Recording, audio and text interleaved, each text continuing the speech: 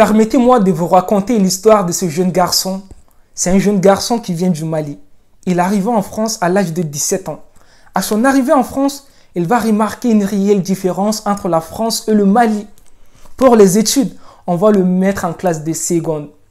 Un jour dans sa classe, la prof de SVT demanda aux élèves de former des groupes pour faire des exposés. Le jeune garçon est timide. Il ne parlait pas beaucoup avec les autres. Il n'avait pas d'amis, on peut dire comme ça, parce qu'il était nouveau dans sa classe. Les élèves commençaient donc à former des groupes. Il y avait un groupe qui était composé des bons élèves. Si je dis des bons élèves, c'est des élèves qui participent tout le temps au cours, qui posent des questions aux profs, qui répondent aux questions aussi, qui participent en quelque sorte. Dans ce groupe, il y avait quelqu'un qui appréciait beaucoup ce jeune garçon. Il demanda au jeune garçon, s'il te plaît, est-ce que tu peux venir dans notre groupe pour faire l'exposé? Le jeune garçon hésita d'abord. Il se pose beaucoup de questions dans sa tête. Il se dit, mais si je vais dans ce groupe des bons élèves, si on n'arrive pas à bien faire l'exposé, on va me juger moi. Tu vois, on va me juger parce que les autres sont des bons élèves qui participent tout le temps au cours. Le jeune garçon aussi était intelligent. Il y avait quelques élèves même qui avaient remarqué cela, tu vois. Le jeune garçon, après avoir réfléchi longuement dans sa tête, il va prendre une décision qui va lui permettre de comprendre quelque chose. Il va prendre une décision qui va lui permettre de découvrir un talent qui se cache en lui. Il va dire au garçon, l'autre garçon, il va dire d'accord, il n'y a pas de souci, je viens dans votre groupe pour l'exposer. Ils ont formé leur groupe. C'est maintenant le moment du travail. Ils doivent travailler, préparer l'exposé et tout, préparer le sujet. Ils vont commencer à se voir dans les bibliothèques. Ils vont commencer à répartir les tâches. Toi, tu fais cette partie, l'autre fait cette partie, etc. Le jeune garçon, il commence à travailler à la maison, à faire des recherches, à se préparer pour l'exposé, pour le jour J. C'est le jour J maintenant de l'exposé. Le jeune garçon était prêt parce qu'il s'est formé, parce qu'il a travaillé, parce qu'il s'est entraîné. Il n'avait pas peur ces jours. Il y avait un groupe avant eux d'abord qui devait passer. Ce groupe est passé. Maintenant, c'était le groupe du jeune garçon. Ils sont devant toute la classe.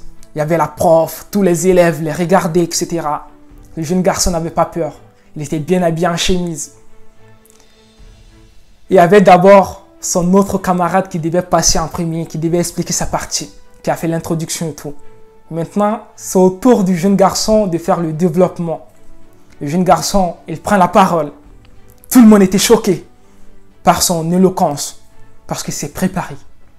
Il a parlé, il a commencé à expliquer avec des gestes, etc. Il a expliqué le cours.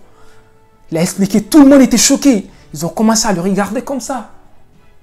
Tu vois, quand tu es choqué et tout, quand tu es surpris par la prestance de quelqu'un, tu ne peux rien dire. Tu ne fais que regarder cette personne. Donc le jeune garçon, il a fini sa partie. La troisième personne a pris la parole. Elle aussi, elle a bien fait sa partie. Et puis la quatrième personne. Le groupe a fini son exposé. Et après, l'autre groupe est passé jusqu'au dernier groupe. L'exposé maintenant est fini. C'est le moment où la prof doit donner les notes. La prof, elle vient devant, elle dit tel groupe vous avez eu ça, tel groupe vous avez eu telle note. Maintenant, c'est le tour du jeune garçon, de son groupe. La prof, elle dit que c'est vous qui avez eu la meilleure note. Vous avez eu la meilleure note. Là, ils étaient contents parce que tout le travail qu'ils ont effectué a porté ses fruits. Mais ce n'est pas la chose qui m'intéresse dans cette histoire. Ce qui m'intéresse dans cette histoire, c'est la suivante. La prof, elle appelle le jeune garçon. Elle lui dit, tu sais quoi, j'ai écouté ta partie. Tu peux devenir un bon prof. Parce que tu as bien expliqué. On dirait que tu as ces dons en fait. Tu expliques bien. Les gens, ils arrivent à comprendre ce que tu as envie de passer. Le jeune garçon, il était surpris. Parce que déjà, c'est une prof. Imaginez, c'est votre prof qui vous dise, tu peux devenir prof. Parce que tu expliques bien. Ce n'est pas seulement que le métier du prof. Tu peux devenir conférencier. Tu peux faire beaucoup de choses. Tu peux devenir motivateur. Motiver les autres, etc. Maintenant, vous avez écouté l'histoire de ce jeune garçon. Vous savez ce que moi j'ai appris dans cette histoire? C'est tout simplement, dans la vie parfois, il faut faire des choix. Même si elles sont dures, même si elles sont difficiles à prendre comme choix. il faut aller de l'avant. Il faut sortir de sa zone de confort. Il faut donner le maximum de toi. Il faut te battre. La deuxième leçon qu'on peut tirer de cette histoire, c'est ton environnement, ton entourage, ton cercle, on peut dire en quelque sorte. La personne qui est entourée par des gens bien deviendra tôt ou tard quelqu'un de bien. La personne qui est entourée par des gens qui le poussent à aller de l'avant, qui le poussent à devenir la meilleure version d'elle-même, qui le poussent à devenir la personne qu'elle a envie d'être. Cette personne, tôt ou tard, elle deviendra cette version. Pour illustrer mes propos, il y a une citation qui dit que « Dis-moi qui tu fréquentes, je te dirai qui tu es. Dis-moi qui tu fréquentes, je te dirai qui tu es. » Ça nous montre l'importance de l'entourage. Toi qui m'écoutes en ce moment, tu as des rêves, tu veux devenir quelqu'un, tu veux devenir la meilleure version de toi-même. Tu veux aller de l'avant. Regarde avec qui tu traînes au quotidien. Est-ce que c'est des gens qui te poussent à aller de l'avant?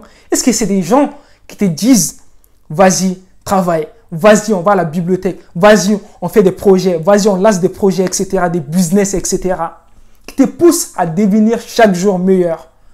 Si la réponse est oui, tant mieux pour toi. Mais si la réponse est non, change cet environnement avant qu'il ne soit trop tard. Ce qu'on peut apprendre encore dans cette histoire, c'est la peur de l'échec. Le jeune garçon, au début, il ne voulait pas rejoindre ce groupe parce qu'il avait peur. Il avait cette peur en lui. C'est normal, on est des êtres humains, on a la peur. Mais qu'est-ce qu'il a fait? Il a affronté cette peur. Il est parti. Il s'est dit que non, je vais aller rejoindre ce groupe. Aller rejoindre ce groupe lui permettra de travailler mieux, lui permettra de devenir meilleur aussi, lui permettra de se connaître. Parce qu'avec des gens bien, avec des gens talentueux, tu n'as pas d'autre choix que de devenir talentueux à ton tour aussi. Toi qui as peur de l'échec, toi qui as peur de te lancer dans tes business, tu as beaucoup d'idées en tête, mais tu ne sais pas quoi faire, tu as peur. Mais tu te dis, si je me lance dans ce business, si j'échoue alors, qu'est-ce que je vais faire? Tu as peur. Cette peur te paralyse. Cette peur t'empêche à aller de l'avant, de lancer ton business, de bien travailler à l'école, etc. J'ai la solution peut-être pour toi. Si ça t'intéresse, je t'invite à t'abonner à la chaîne, à cliquer sur la barre de notification pour ne rater aucune de mes prochaines publications. Dans ma prochaine vidéo, je vais parler de cette peur de l'échec. Pour bien expliquer mes propos, pour bien faire cette vidéo, je vais prendre la citation de Nelson Mandela dans laquelle il dit « Je ne perds jamais. Soit je gagne, soit j'apprends. » Je vais analyser cette citation avec toi pour te dire que l'échec est une opportunité vers la réussite. Si tu as aimé cette vidéo, je t'invite à faire deux choses.